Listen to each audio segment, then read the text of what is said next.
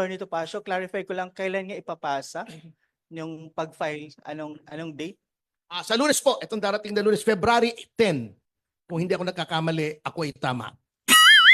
Kong Alvarez, you have mentioned earlier that it was, yung mga blank was filled out by the TWG of House of Representative and Senate.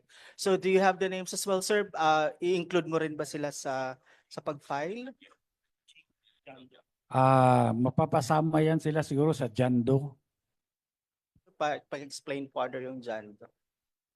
Ito po yung mga hindi natin pinapangalanan ngayon, no, sa complaint.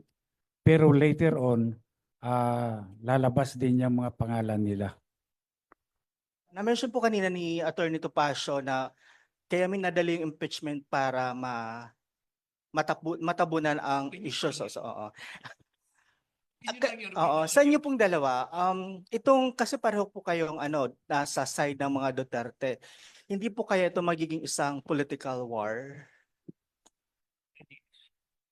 Una po sa lahat, gusto ko rin linawin talaga na ito po ay hiwalay sa aking pagiging kandidato, no, tong filing. I am acting in my capacity as National Officer of the PDP Laban dahil ako po ay chairperson ng arbitration committee ng PDP Laban. So I'm really on the legal team of PDP, no?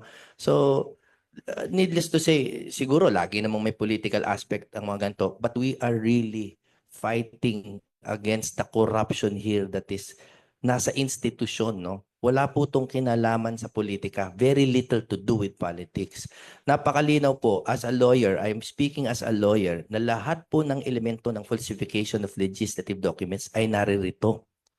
Dahil yung GAA po, ang problema natin dito is napaka-technical. Kaya hindi po nakikita ng taong bayan yung paglilimas ng kaban natin.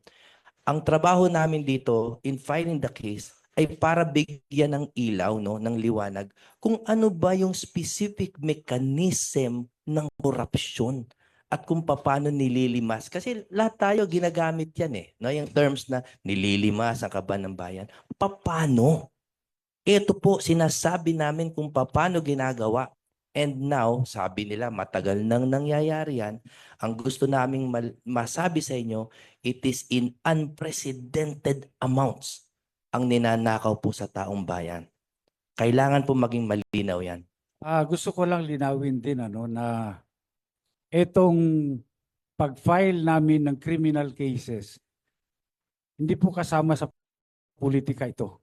Malinaw na mayroong krimen na nangyari.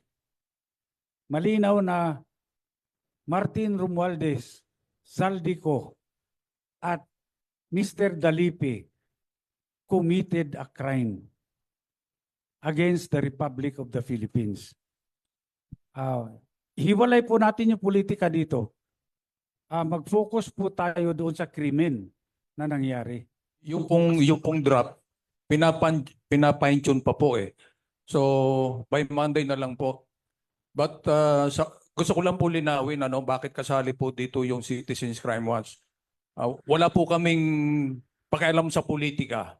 Kung sa tingin po ninyo sumasali tayo sa pamumulitika, hindi po. Pagkat tinignan ko po yung draft ng complaint, kinakailangan po talagang bumoses tayo pagkat pinaglalaban po natin dito ay yung karapatan po ng mamamayang Pilipino.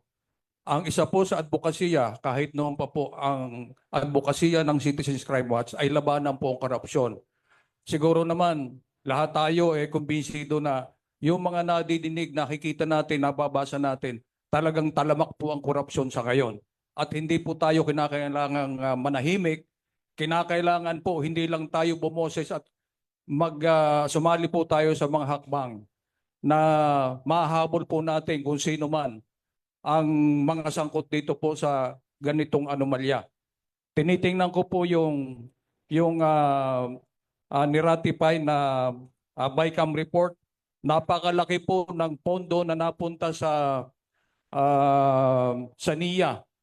Kami po sa Bicol Region, tiningnan namin yung mga projects ng irrigation ng NIA. Sa laki po ng pondong ibinigay po ng ating gobyerno, napakarami po mga palpak na mga proyekto, lalo na po yung mga irrigation. At marami pang pondong inilalagay nila pagkat tayo hindi natin nasisilip yung anomalya dito pagkat nasa kabukiran po yung project nila. Pero karamihan ng kanilang mga proyekto ay palpak at hindi po gumagana ang karamihan sa mga proyekto nila. Kaya kami po sa Citizens Crime Watch, lahat pong mga hakbang na naglalayong malabanan po ang korupsyon, kami po ay palaging naandyan. Idagdag ko lang, baka sabihin nyo, Citizens Crime Watch was organized para lang labanan ang Marcos government.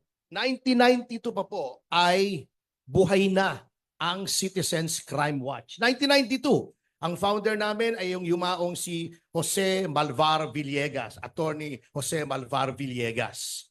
We are SEC registered. We have been accredited as a COMELEC watchdog in so many elections. At just to prove to you how non-partisan we are, while we were the ones who sued Garin, Congresswoman Garin, for the Dingbaxia scandal, 3.5 billion lang ngayon, lang because kung kukumpara rito, that's peanuts.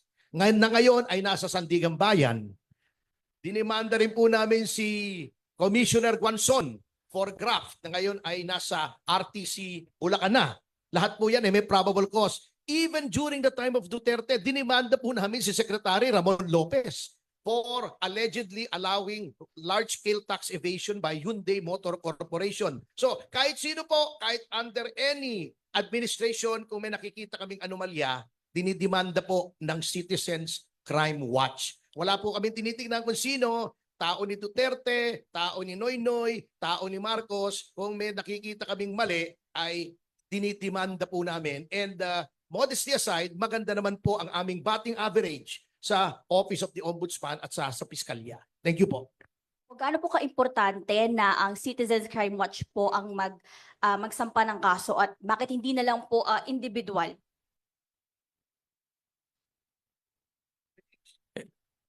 Ang pagsasamba po kasi ng kaso hindi po madali. Kinakailangan po natin kumuha po ng kakampi dito. Pero nabanggit naman po ni Speaker Alvarez kanina na ito po ay walang relasyon sa pagiging kandidato nila. At kami naman kung sinong makakatulong sa pagsasampa ng kaso nilalapitan po namin. Pagkat sa dami na po ng ang napakahirap po kasi yung maghanap ka ng dokumento.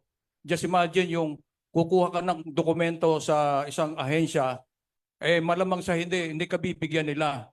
So pag ganitong mga sitwasyon po, siguro mas maganda kung hindi lang sila, kundi tayo lahat.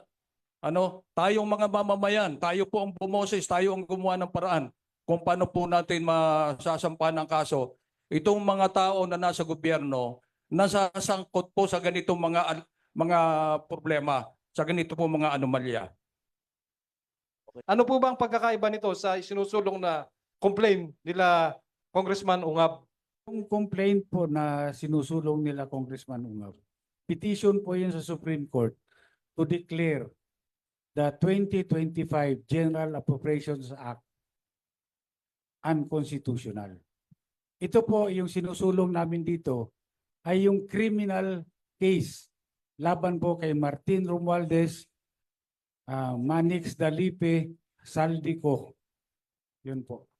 Yung sinasabi po ni Speaker Alvarez, dalawa po yan, no? Yung constitutionality, yung kila Kong Ungab. Sina-challenge nila yung mismong GAA na may mga na-violate sa Constitution.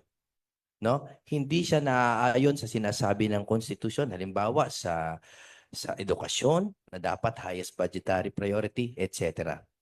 Ito pong ipafile natin ay dun sa mga gumawa.